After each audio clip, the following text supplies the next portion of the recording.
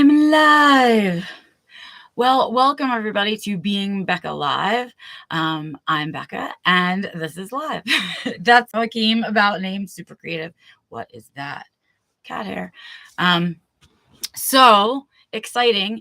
I am coming to you live from the RV, and Being Becca Live is where we talk about the challenges of being an autistic adult alive right now and not when research catches up.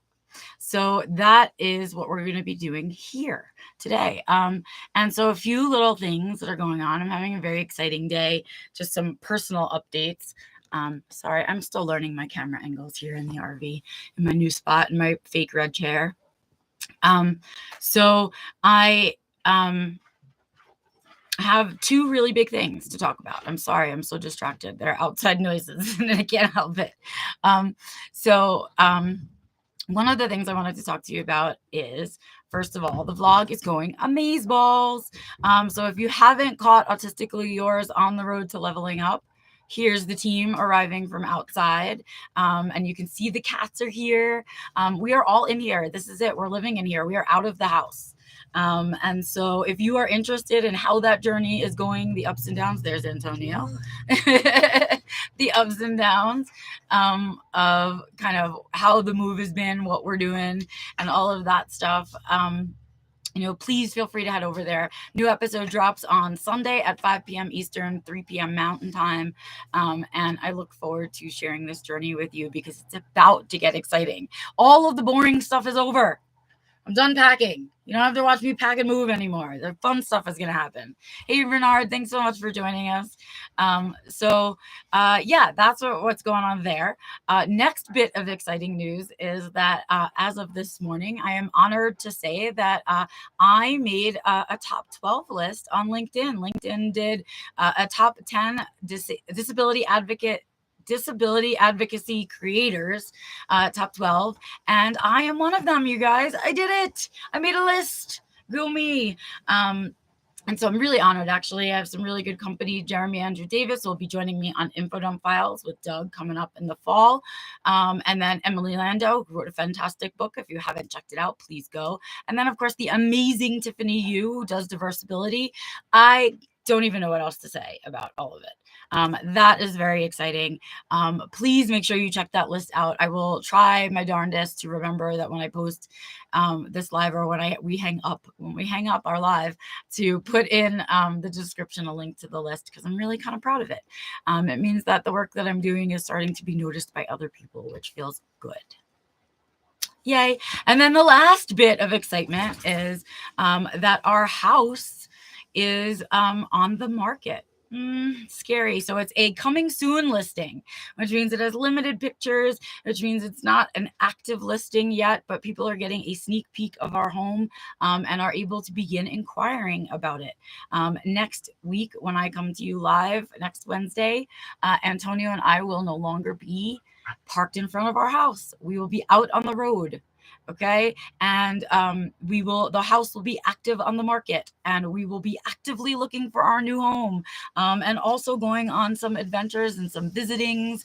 And I'm going to take you, of course, on all of that stuff too. And I'll be doing my live stream from wherever it is I end up. But that's really exciting, right? It's like, I got to say to you guys, remember when I said to you, so I'm moving. Right. And that felt like so long ago, and it was so long ago. It was somewhere, I feel like in June, maybe. No, May, maybe. And so it's been a while. And so we're finally, like, the big work, heavy load stuff is done. And we are listed. So it's all happening, you guys. It truly is. It's exciting. And so that's what I wanted to update you with. You could, of course, catch the vlog and catch up with me anywhere on social media and all of that. And those links are down below. All right, let's move on to today's topic, because I really want to make sure that even though my life is up in arms, doesn't mean that that's all that I talk about and think about and all of that stuff. And so let's talk about what is on my mind these days, or on my mind this week. So this week I did a post with Isabel, and of course I don't know what I did without her, you guys. I know she's not been with me very long, but I needed her help so badly. I can't even begin to tell you how much lighter my load is right now, and how nice it is to see that the work that I'm doing is getting traffic finally, because I have help with getting it to look right. Anyway, so thank you, Isabel. Shout out to you and Red Skirt Media for everything that you do. The other thing is that what I talked about this week on there is employment barriers, autism and employment barriers, because I think we've got some work to do still, and people are still not quite hearing us about stuff in terms of employment. It's just not quite as clear as it could be, I think, for folks. So let's see if we can't fix that up for people a little bit today, and talk a little bit about the barriers that we struggle with in terms of employment. And the first thing that I want to talk about is the interview process. So this one is a fan favorite of the HR community, of people on LinkedIn, of anybody talking employment and neurodiversity. The interview process is a fan favorite for picking the thing that keeps autistics out of the workplace. Yes, there's a good chunk of us that struggle in the interview process. Yes, interview processes need to be fixed, but it's not for autistics. They just need fixing, right? They just need to be fixed. And all of the things that in interviews that are hard for autistics make interviews not as accurate as they could be for non-autistics, right? And so, yes, that's something we've been talking about for a long time. Yes, we need improvement in the interview process. Yes, it is one of the barriers to employment for autistic people. Is it the only? Is it the biggest? I say nay. I say nay, nay, nay. I say autistics can be taught to mask the interview process. Autistics can be taught what to say and not to say in the interview process if we keep the broken interview process the way that it is, right? What I say yay to is, however, the stigma and the masking and the inability to disclose. Those three things to me, right, are the biggest barriers to employment. And what I did a post on was the big old Deloitte report, which I will also maybe try to remember to post in the description. If not, just search it. Quiet, please, you guys. I'm working. Walter, quiet. Okay. What was I saying? Oh, the Deloitte report, right? So it gave us the percentages and the facts and the figures, and so does my little infographic that Isabel made. So if you check over at any of my social medias, you will see all the little reel that will tell you all the figures, the percentages, right? But the fact is that a larger percentage of neurodiverse people felt that the masking in the workplace, that not being able to disclose in the workplace, and that the stigma, meaning the miseducation, right, out there about neurodiversity, are actually bigger problems. Why? Because anybody can do an interview. It's a one-time deal, yo. Anybody can do that. The other stuff is about sustainability. The other stuff is about keeping your job, staying employed, being paid for the work that you're doing, not being underemployed, right? Those other things, those other three things impact that stuff in a much greater way than just being a shitty person who doesn't interview well, right? Because you can fudge that. People can be taught how to do an interview in its current status the right way, right? And now at least, right, things have already shifted over where our interviews are now being done remotely, and you can apply via online, and a lot of those accessibility issues are already in the midst of being adjusted. But the workplace environment issues are not. They are not being addressed at all, my dears. And so still in the workplace, autistics or neurodiverse folks are doing the heavy lifting. We are still the ones out there, right, going into work and pretending to be who we're not, working really hard to hide our challenges, to hide our differences, right, to not take care of our personal needs, right, to not bring our humanness to the workplace.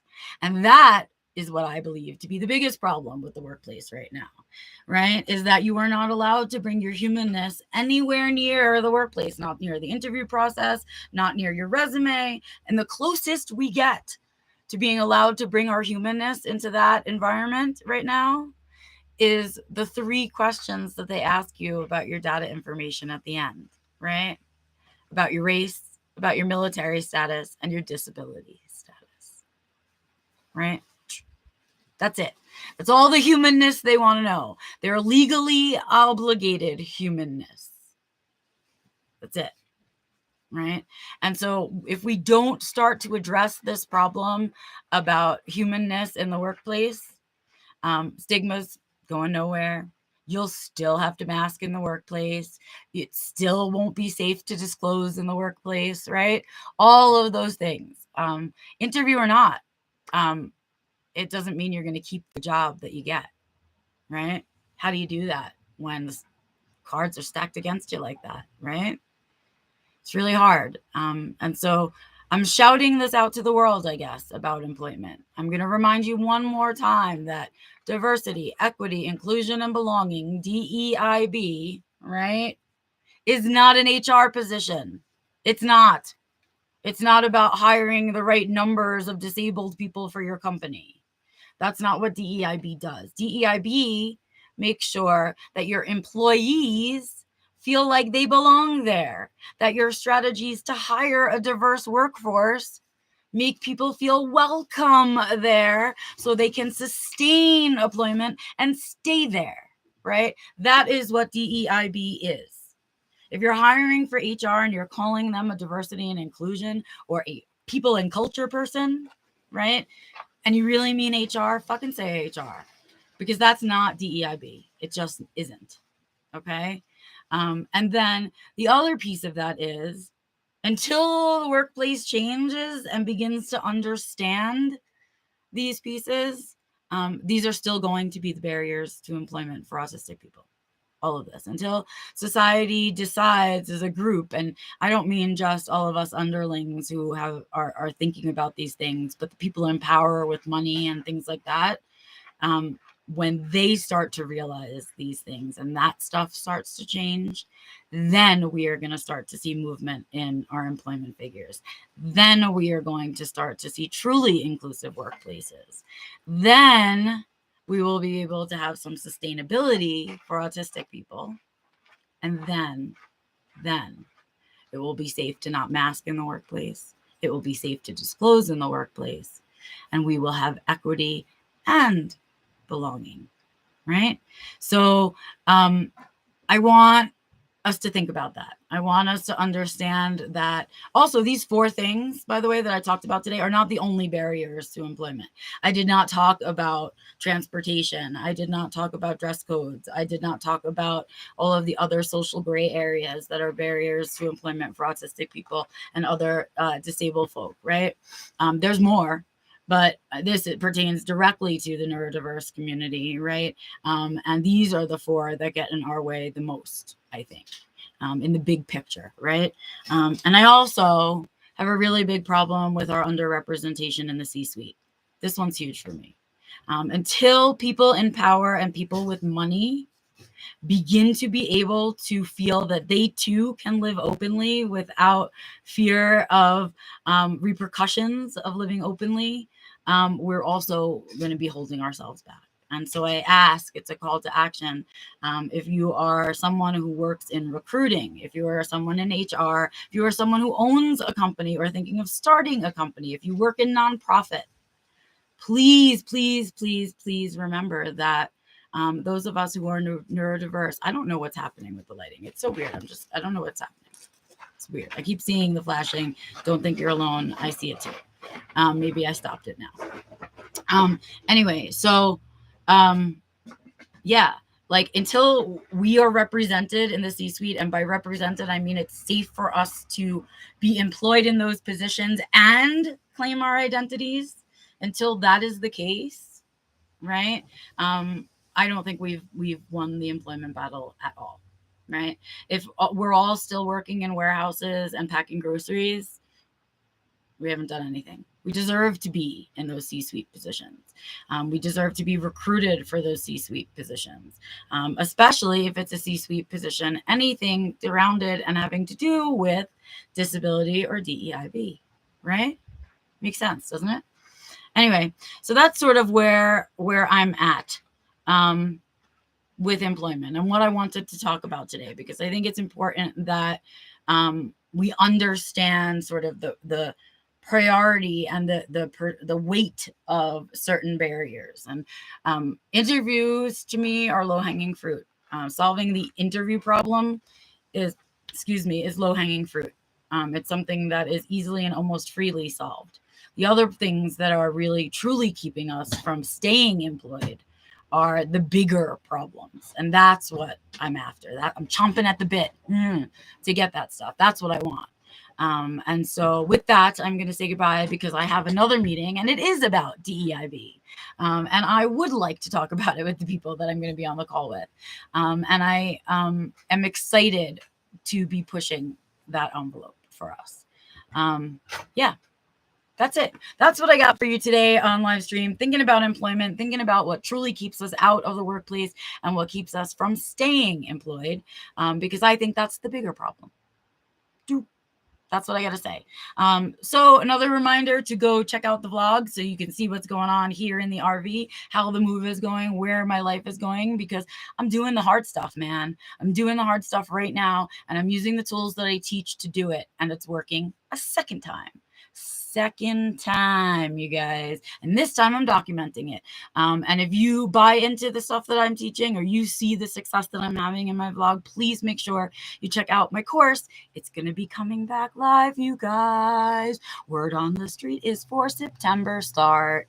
That's what I heard.